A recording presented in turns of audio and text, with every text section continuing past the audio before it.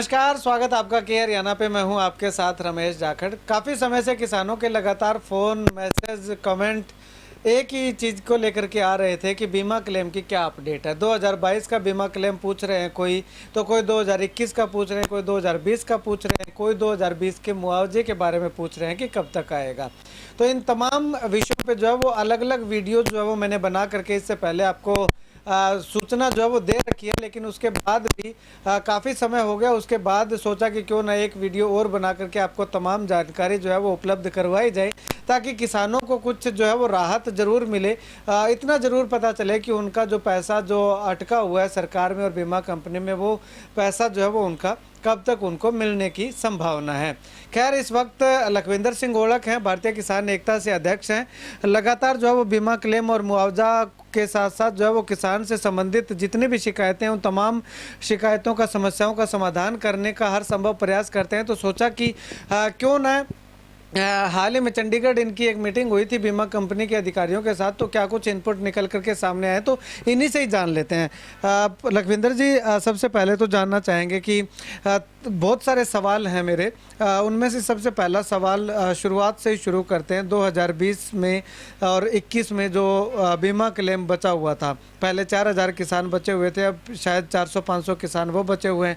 6 गाँव के किसान जो अलग से बचे हुए हैं, उनका बीमा क्लेम जो है वो नहीं आ रहा है। कब तक आने की? ਸਭ ਤੋਂ ਪਹਿਲਾਂ ਰਮੇਸ਼ ਜਾਖੜ ਜੀ ਕੇ ਹਰਿਆਣਾ ਦੀ ਟੀਮ ਨੂੰ ਸਾਰਿਆਂ ਨੂੰ ਤੁਹਾਨੂੰ ਧੰਨਵਾਦ, ਕਿਉਂਕਿ ਜਿਵੇਂ ਤੁਸੀਂ ਕਿਹਾ ਵੀ ਲੋਕ ਕਮੈਂਟ ਕਰਦੇ, ਵਾਕਿਆ 'ਚ ਹੀ ਤੁਹਾਡੇ ਜਿਹੜੇ ਅਪਡੇਟ ਹੈ ਉਹਨੂੰ ਇੰਤਜ਼ਾਰ ਕਰਦੇ ਨੇ ਲੋਕ, ਕਿਉਂਕਿ ਸਟੀਕ ਅਪਡੇਟ ਤੁਸੀਂ ਦਿੱਤੀ ਹੈ ਤੇ ਇਸ ਬੀਮੇ ਤੇ ਮੁਆਵਜ਼ੇ ਦੀ ਦੇ ਨਾਲ ਜਿੰਨੀਆਂ ਵੀ ਕਿਸਾਨੀ ਜਿਹੜੀਆਂ ਬੁਨਿਆਦੀ ਉਹਨਾਂ ਨੂੰ ਸਹੂਲਤਾਂ ਵਾਸਤੇ ਤੁਸੀਂ ਦਿਨ ਰਾਤ ਮਿਹਨਤ ਕਰਕੇ ਉਹਨਾਂ ਨੂੰ ਉਹਨਾਂ ਦੇ ਅੰਜਾਮ ਤੱਕ ਲਿਜਾਣ ਲਈ ਕੰਮ ਕਰਦੇ ਹੋ। ਤੁਹਾਡਾ ਧੰਨਵਾਦ।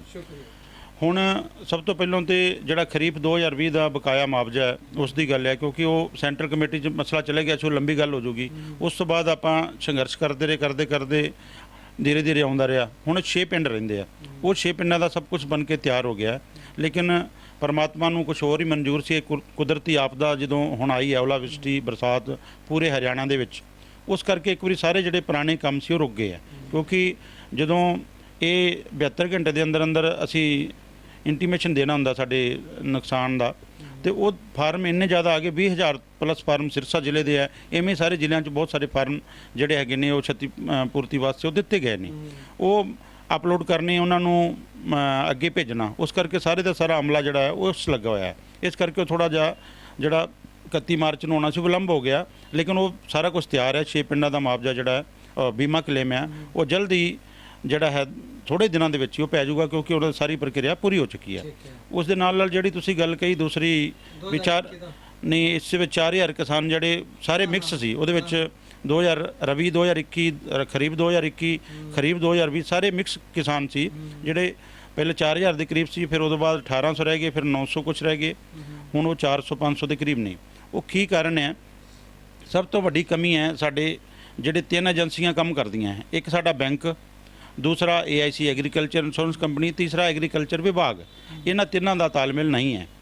सानू कहण च कोई गुरेज नहीं, वो तीनों अपनी अपनी डफली अपना अपना राग अलापदे ने। ਜਦੋਂ किसान ਨੂੰ ਕੋਈ ਦਿੱਕਤ ਆਉਂਦੀ ਹੈ ਉਹ ਬੈਂਕ ਜਾਂਦਾ, ਬੈਂਕ ਵਾਲੇ ਐਗਰੀਕਲਚਰ ਵਿਭਾਗ 'ਚ ਭੇਜਦੇ, agriculture AIC agriculture insurance company ਭੇਜਦੇ ਆ, ਉਹ ਸਾਡੇ ਕਿਸਾਨ ਨੂੰ ਉਲਝਾਈ ਰੱਖਦੇ ਆ। ਕਿਉਂਕਿ ਬਹੁਤ ਸਾਰੀਆਂ ਕਮੀਆਂ ਕਰਕੇ, ਬੈਂਕ ਦੀਆਂ ਕਮੀਆਂ ਕਰਕੇ ਸਾਡੇ ਜੋ ਪ੍ਰੀਮੀਅਮ ਵਾਪਸ ਆਏ ਆ, ਹੁਣ ਵੀ ਵਾਪਸ ਆ ਰਹੇ ਆ। ਇੱਕ ਡਿੰਗ ਵਾਲਾ 1150-1200 ਕਿਸਾਨ ਜਿਹੜਾ PNB ਬੈਂਕ ਹੈ, 4 ਪਿੰਡ ਨੇ, ਕੁੱਕੜਾਂ ਵਾਲੀ, ਮੋਚੀ ਵਾਲਾ, ਡਿੰਗ, ਉਹ ਵਾਪਸ ਆਏ। ਜਿੱਦ ਤੱਕ ਉਹ ਮਸਲਾ ਚੱਲ ਰਿਹਾ, ਹੁਣ ਨਵੇਂ ਵੀ ਕਈ ਕਿਸਾਨਾਂ ਦੇ ਫੋਨ ਆਉਂਦੇ ਸਾਡਾ ਪ੍ਰੀਮੀਅਮ ਵਾਪਸ ਆ ਗਿਆ। ਤੇ ਜਦੋਂ ਉਹ ਬੈਂਕ ਕੋਲ ਜਾਂਦੇ ਆ ਤੇ ਬੈਂਕ ਵਾਲੇ ਆਪਣਾ ਪੱਲਾ ਝਾੜ ਦਿੰਦੇ, ਕੰਪਨੀ ਕੋਲ ਜਾਓ, ਲੇਕਿਨ 4% ਕਮਿਸ਼ਨ ਬੈਂਕ ਲੈਂਦਾ ਹੈ। ਸਾਡਾ ਜਿਹੜਾ ਪ੍ਰੀਮੀਅਮ ਜਾਂ ਬੀਮੇ ਕੱਟਦਾ ਨਾ, ਉਹਦਾ 4% ਮਿਹਨਤਾਂ ਨਾਲ ਲੈਂਦਾ ਬੈਂਕ। ਅਗਰ ਉਹ 4% ਕਮਿਸ਼ਨ ਲੈਂਦਾ, ਜ਼ਿੰਮੇਦਾਰ ਉਹ ਹੈ। ਉਹ ਸਾਡੇ ਅਗਰ ਉਹਦੇ ਕਰਕੇ ਕਈ ਬੈਂਕ ਸਾਡੇ ਤੋਂ ਬੀਮਾ ਕੱਟ ਲੈਂਦੇ, ਪ੍ਰੀਮੀਅਮ ਕੱਟ ਲੈਂਦੇ, ਅੱਗੇ ਨਹੀਂ ਭੇਜਦੇ।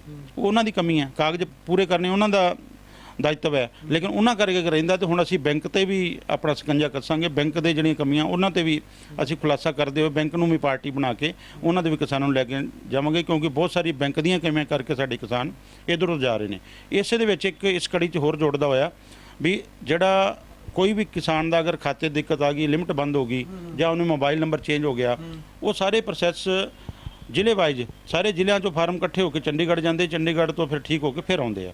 ਹੁਣ ਅਸੀਂ ਕਈ ਚਿਰ ਦੀ ਸਾਡੀ ਮੰਗ ਸੀ ਵੀ ਇਹ ਜ਼ਿਲ੍ਹੇ ਲੈਵਲ ਤੇ ਕੀਤੇ ਜਾਣ, ਤੇ ਕੱਲ ਸਾਡੀ ਮੀਟਿੰਗ ਸੀ, ਉਸ ਦੇ ਵਿੱਚ ਇਹ ਆਸ਼ਵਾਸਨ ਦਿੱਤਾ ਉਹਨਾਂ ਨੇ ਵੀ ਕੋਸ਼ਿਸ਼ ਕਰ ਰਹੇ, ਮੋਬਾਈਲ ਨੰਬਰ ਦੇਖੋ ਚੇਂਜ ਹੋ ਹੀ ਜਾਊਗਾ ਕਿਉਂਕਿ ਸਿਕਿਉਰਿਟੀ ਰੀਜਨ ਹੈ ਖਾਤੇ ਨੰਬਰ ਦੇ, ਲੇਕਿਨ ਉਹ ਵੀ ਉਮੀਦ ਹੈ ਵੀ ਸਰਸਾ ਤੋਂ, ਜਿਵੇਂ ਸਰਸੇ ਜ਼ਿਲ੍ਹੇ ਦਾ ਫਤਿਹਬਾਦ ਜ਼ਿਲ੍ਹੇ ਦਾ ਫਤਿਹਬਾਦ 'ਚ ਜਿਹੜਾ ਡਿਸਟ੍ਰਿਕਟ ਹੈੱਡਕੁਆਟਰ ਹੈ DDA ਆਫਿਸ ਹੈ, ਉਹਦੇ ਵਿੱਚ ਸਾਡੇ ਜਿਹੜੇ ਖਾਤੇ ਅਗਰ ਚੇਂਜ ਕਰਾਉਣੇ ਆ ਉਹ ਇੱਥੇ ਹੋ ਜਾਣ। ਅਗਰ ਉਹ ਇੱਥੇ ਹੋ ਜਾਣਗੇ ਸਾਡਾ ਬਹੁਤ ਸਾਰੀ ਸਮੱਸਿਆ ਹੱਲ ਹੋ ਜਾਊਗੀ, ਜਿਹੜੇ ਪੈਂਡਿੰਗ ਇਸ਼ੂ ਹੈ ਪੈਂਡਿੰਗ ਨਹੀਂ ਰਹਿਣਗੇ।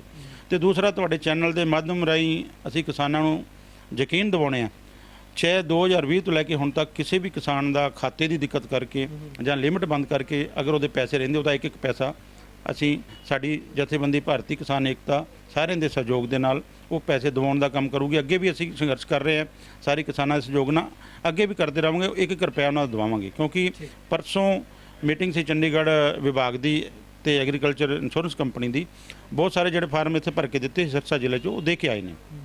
ਫਿਰ ਵੀ ਅਗਰ ਕੋਈ ਰਹਿ ਗਿਆ ਉਹ ਜੋ ਦੇ ਕੇ ਆਏ ਉਹ 15-20 ਦਿਨ ਦਾ ਪ੍ਰੋਸੈਸ ਆ ਜਾਣਗੇ ਪੈਸੇ। ਅਗਰ ਫਿਰ ਵੀ ਰਹਿ ਗਿਆ ਦੁਬਾਰਾ ਤੋਂ ਵੀ ਉਹਨਾਂ ਦੇ ਫਾਰਮ ਲੈ ਕੇ ਕਿਸੇ ਵੀ किसान ਦਾ ਪੈਸਾ कंपनी को ਜਾਂ बैंक 'ਚ नहीं रहने ਦਿੱਤਾ ਜਾਊਗਾ, ਉਹਦਾ ਹੱਕ ਉਹਨੂੰ मिल के ਰਹੂਗਾ। ठीक है। अभी यहाँ पे आपने एक बात बताई कि बैंक का, बीमा कंपनी का और कृषि अधिकारियों का आपस में तालमेल नहीं है, तो ऐसे में लगातार किसान जो है वो लगातार परेशान हो रहे हैं कि उनका बीमा प्रीमियम वापस आ रहा है, वो बैंक की गलती आप मान रहे हैं, आप बता रहे हैं। तो ऐसे में किसान जो है वो अगर बैंक के पास जाता है, पॉलिसी नंबर लेने के लिए जाता है, तो वो भी पॉलिसी नंबर भी किसान को नहीं मिल पाता। बैंक पे शिकंजा कसने की बात आपने कही है, तो किस तरह से आगे कार्रवाई जो है वो बैंक पे की जाएगी? अगर बैंक की गलती हुई है तो क्यों ना एक तरफ से यूँ कहना चाहूँ कि कोर्ट का रास्ता भी आप अपना सकते हैं। नहीं देखो, कोर्ट के रास्ते तो जो है ना, कोर्ट में आंदोलनकारी कोर्ट में जाने की गुरेज करता है, क्योंकि अगर सभी कोर्ट में जाने लगेंगे तो फिर कोर्टों का बहुत लंबे मसले हैं। भी हमारी हाशिए पे है किसान, तो पहले तीन फसलें बर्बाद होगी, पैसा नहीं है, कर्जे में डूबा पड़ा है, सारा काम रुका पड़ा है। अगर हम कोर्टों में जाएंगे तो लंबा टाइम लगेगा। हम तो ये कहेंगे जब सामूहिक कोई बैंक के जैसे 1100-1150 खाते एक ही बैंक का दिक्कत है, उसमें बैठेंगे हम जाके दरीब से आएंगे, हल करो भी, वो तो देखेंगे ना। अगर उनका कसूर है तो क्लियर करे, ग्रेवेंस में मसला जाएगा, वो क्लियर करे। कंपनी भी ये कसूर बैंक का था, बैंक किसान को पैसा दे, भी हमने तो बैंक को दिया है ना, बैंक ने आगे कंपनी को दिए हैं। और दूसरा नंबर ये जो काम एग्रीकल्चर इंश्योरेंस कंपनी का जो है एग्रीकल्चर विभाग में दफ्तर है और एग्रीकल्चर विभाग और उसके साथ जुड़ा हुआ है। अब जो एक दूसरे का जुड़ाव है, बैंक 4% इनसे कमीशन लेता है, अगर बैंक कमीशन लेता तो काम क्यों नहीं करता? ये हम इसलिए कह रहे हैं। एग्रीकल्चर, अब यहाँ पे मैं आपको रोकना चाहूँगा एक मिनट। एग्रीकल्चर डिपार्टमेंट है और एग्रीकल्चर इंश्योरेंस कंपनी है, ये दोनों का ऑफिस एक ही जगह पे है, लेकिन फिर भी इन दोनों का आपस में तालमेल क्यों नहीं हो पा रहा है? वो एक दूसरे का जिम्मेदारी लेना नहीं चाहता, कोई किसान की आवाज़ को कोई पकड़ना नहीं चाहता, क्योंकि वो अपना काम दूसरे के जिम्मे डालते हैं। वो कहते हैं भी ये तो कंपनी का काम है। तो एग्रीकल्चर विभाग किसान के लिए बना, तो किसान के बाद तो किसान तो पहले सबसे पहले एग्रीकल्चर विभाग के पास जाएगा, वो उसको भेजेगा भी, उससे पूछो। तो जब क्रॉप कटिंग होनी, कुछ भी उनका साथ रहना है, जब आंकलन करना तब एग्रीकल्चर विभाग का साथ ही साथ रहना, तो क्यों नहीं जाएगा? हम तो एग्रीकल्चर विभाग में जाएंगे। मतलब कुछ किसान तो कंपनी के पास नहीं जा सकता, किसान तो विभाग के पास जाएगा, विभाग आगे जाएगा। बिल्कुल बिल्कुल बिल्कुल, हमारा पहला जो जाना ही पड़ता, जब भी कोई हमारे को दिक्कत आएगी किसान को, सबसे पहले वो एग्रीकल्चर विभाग में जाएगा, उसके बाद दूसरी जगह जाएगा। ठीक है। अब प्रधान जी, सबसे महत्वपूर्ण सवाल और इम्पोर्टेंट सवाल, और सभी लोगों की नज़र इसी सवाल पे है कि 2022 का बीमा, खरीफ 2022 का बीमा जो है वो कब तक आने की संभावना है? क्या आप देखो, उसकी जो अप्रैल लास्ट में बीमा आना था बिल्कुल क्लियर था, लेकिन अब जो हालात देख रहे हैं आप, उसकी वजह से हो सकता है कि 5-10 दिन आगे पीछे हो जाए, क्योंकि आप अपने को पता है कि अब जो नुकसान हुआ है बहुत बड़े क्षेत्र में हुआ है, हरियाणा के बहुत बड़े क्षेत्र में हुआ है, बल्कि उत्तरी भारत में बहुत ज़्यादा नुकसान हुआ है। तो उसमें अपने हरियाणा के 7-8 3 कंपनियां काम कर रही हैं, agriculture insurance company, Bajaj alliance और रिलायंस कंपनी। तीनों कंपनियां जो कुछ 7-8 जिलों में हैं। तो ये तीनों कंपनियां का जो सिस्टम है, बजाज का तो कई जिलों में फास्ट है काम, जो AIC एग्रीकल्चर इंश्योरेंस कंपनी ये थोड़ी स्लो है, ये इसका जो उससे भी लेट आता है। तो हम जो सिरसा डिस्ट्रिक्ट है वो AIC में है। एग्रीकल्चर इंश्योरेंस कंपनी ने पहले हमारे को आश्वस्त किया था भी अप्रैल में हम डाल देंगे। लेकिन अब हमारे को लग रहा है अभी 5-10 दिन आगे पीछे हो सकता है। उम्मीद तो हम यही है भी अप्रैल में आ जाएगा, क्योंकि अभी तो अप्रैल आज 8 है, 22 दिन पड़े हैं, तो आना चाहिए। लेकिन फिर भी अगर आगे पीछे होता है, क्योंकि जो अब नया जो हमारा नुकसान हुआ है, नया बहुत बड़ी क्रॉपी, बहुत कुदरती आपदा आई है, उसके चलते हो सकता है आगे पीछे हो जाए। लेकिन उम्मीद है भी अप्रैल में हमारा जो बीमा क्लेम है 2022 का आ जाएगा। ठीक है। अभी जो प्राकृतिक आपदा जो है वो ये आई है, ओलावृष्टि हुई है, बरसात से फसलें खराब हुई है, इसका मुआवजा या इसका बीमा जो है वो जो खरीफ 2022 से पहले आएगा या उसके बाद में आएगा? ये बाद में आएगा, क्योंकि इसमें ये तो बात अब कह रहे हैं। अभी आज एक मैं बयान पढ़ रहा था, जो क्षतिपूर्ति सहायक नियुक्त किए गए हैं, वो अभी सहायक नियुक्त किए हैं, उनकी रखेंगे, प्रोसेस करेंगे। मेरा ख्याल है जिस स्पीड से सरकार काम करी उतनी देर में कनक कट जाएगी। अब हमारी कनक मेचोरिटी पे है, 2 दिन 4 दिन में एकदम पूरा जोर पड़ेगा, क्योंकि गर्मी टेम्परेचर ठीक है, टेम्परेचर बढ़ रहा है, एकदम कनक जब कटेगी पूरी मंडी में आ जाएगी, तो कब क्या करेंगे सहायक का। अब क्रॉप कटिंग का भी पीक समय है, गिरदावरी का भी पीक समय है। और दूसरा नंबर, अब सिरसा जिले की बात लगा लें, मेरा ख्याल 71 जो इन्होंने गांव अभी तक दिए हैं, 71 गांव दिए हैं, जिसका क्षतिपूर्ति पोर्टल खोला गया है। सबसे पहले पोर्टल में भी दिक्कत आ गई, मेरी फसल मेरा ब्यौरा कई किसानों ने नहीं कराया है, और क्षतिपूर्ति पोर्टल वो है, जब तक वो नहीं होगा तब उसमें दर्ज नहीं होगा। पहले तो हमारे को पोर्टल पे उलझा रखा है, क्योंकि किसान इतना पढ़ा लिखा नहीं है। CSC सेंटर में जाता है, वहाँ से वो करता है, और CSC सेंटर में जब लाइनें लगी होती है तो बहुत सारी गलतियाँ रह जाती हैं। उन्हीं गलतियों के कारण हमारा जो पहले भी जो प्रीमियम वापस आए हैं बीमा कंपनी के, और उसके अलावा अब जो मुआवजे में दिक्कत आएगी, एक बहुत बड़ा हमारे लिए इशू बनने वाला है। तो ये भी आपके चैनल के माध्यम से हम सरकार को चेताना चाहते हैं, जिला प्रशासन को भी, ये पोर्टल का खेल छोड़ के जिसका नुकसान हुआ है, जिस किसान का, जिस गांव का नुकसान हुआ उसका, क्योंकि अब तीसरा हमला है हमारे ऊपर। 2 फसलें हमारी पहले बर्बाद हुई है, तीसरी फसल है। अगर अब भी हमारे को कुछ ना मिला तो बहुत बड़ी दिक्कत में हम आ जाएंगे। इसलिए ये जो नया आने वाला जो बीमा क्लेम है, चाहे मुआवजा है, क्योंकि अब 15,000 रुपये इन्होंने जो मुआवजा ऐलान किया है, जो 75 से 100% है 15,000, 50 से 74% है उसमें 12,000, और जो 33 से 49% है 50% है 49% है वो 9500 है। ऐसे 3 स्लैबों में बांटा गया है। लेकिन अभी तक इसकी कोई, पहले 12,000 था, अभी तक कोई रिटर्न में अभी तक नहीं आया। अभी ये बढ़ के आया, अखबारों में जरूर आया, आज भी अखबार में आया, डिप्टी CM का बयान है। लेकिन बयान तो ये बहुत देते हैं, धरातल में क्या करते हैं ये समय आने पर ही पता चलेगा। ठीक है। अभी जो हाल ही में 1-2 दिन के अंदर, अभी आपने जिक्र किया डिंग मंडी, मोचेवाली और ये गांव कुकर थाना वगैरह गांव है, इनका जो बीमा प्रीमियम वापस आया है, उसका फिर क्या समाधान होगा प्रधान जी? क्योंकि अभी बीमा तो आने को है और उनका प्रीमियम वापस आ गया है, उनको तो शायद बीमा मिलेगा नहीं फिर। वो उनका रबी जो 2021-22 का है, 14 महीने बाद वो वापस आया। वो रबी 2021-22 का है, खरीफ 2022 का नहीं है। नहीं खरीफ का नहीं है। खरीफ का अब वापस आ रहा है। अब कईयों के फोन आ रहे हैं, अभी जो आ रहा है वो खरीफ का आ रहा है। हाँ। तो उसके लिए फिर संघर्ष करना पड़ेगा। मतलब ये देखो ना भी, हमारे को हम अब मतलब वो कहते हैं ना भी, आगे वाली लेने के, दूसरी बार लेने के लिए पीछे हाथ करें तो पीछे वाली कुत्ता ले जाता, वो बात बनी हुई है। तो अब हमारे को अब वाला लें, पीछे वाला लें, कहाँ जाएं? क्योंकि बीमा प्रीमियम हमने कटाया हुआ है। लेकिन बैंक की नालायकी से हम, अगर हमारा बीमा प्रीमियम वापस आ रहा है तो जो बैंक की नालायकी है या कंपनी की है, किसान में तो उसका दोष नहीं है, किसान ने अपने पैसे दिए हुए हैं। तो अब इसके लिए भी हम संघर्ष करेंगे, क्योंकि इसके लिए संघर्ष में इस बार जो है वो आपका पड़ाव, क्योंकि संघर्ष का मतलब किसान का जो है वो पड़ाव डालना ही होता है। पहले आपने उपायुक्त कार्यालय में पड़ाव डाला, तो इस बार जो है वो पड़ाव बैंक में हो सकता है। नहीं, हाँ देखो, आने वाले समय में सलाह करके, इस पर स्टडी करके भी बैंक का कितना कसूर है।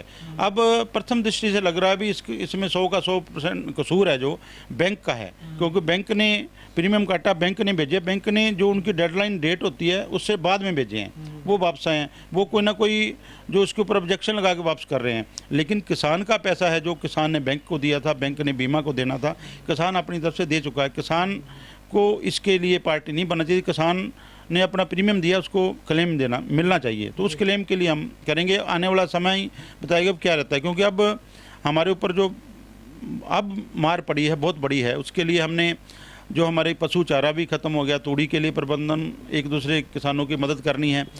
आने वाले समय में एक बहुत बड़ी बात, आपके चैनल से लंबा हो गया, फिर भी एक बात ज़रूर कहूँगा, किसान भाई ज़रूर नोट करें भी जो अब फसल हमारी बर्बाद हो गई है गेहूं की, गेहूं का बीज है जो, उसके लिए प्रबंधन जरूर करें। चाहे अपना दूसरे गांव में, जिस गांव में फसल ठीक है, चाहे आपका रिश्तेदार है, सज्जन मित्र है, भाई बंधु है, वो अपनी कणक लेकर बीज के लिए रख लें। नहीं तो आने वाले टाइम में 2 गुना 4 गुना रेटों में, जो जब अब हम रबी की बिजाई करेंगे 2-4 गुना रेटों में हमारे को बीज लेना पड़ेगा, बीज भी बढ़िया नहीं मिलेगा। इसलिए आप अभी से आप उस बात को ध्यान में रखते हुए अपना बीज जरूर लेकर रख लें जितनी अपनी बिजाई करनी है, क्योंकि ये बहुत बड़ी बात है। बाद में 64 की तरह ब्लैक हो जाएगी आगे। बिल्कुल बिल्कुल, ये आपने बोल दी बात जो मैं बोलने वाला था। भी जब कपास का बीज है, अब पता नहीं किस किस भाव में मिल रहा है और उसमें क्या लगेगा क्या निकलेगा, वो आने वाला वक्त ही बताएगा। इसलिए इस बात का जरूर ध्यान रखें भी अब आप जो गेहूं का बीज है उसकी संभाल जो है अपने, मान लो कई गांव ऐसे जिनके बिल्कुल ख़त्म हो गया,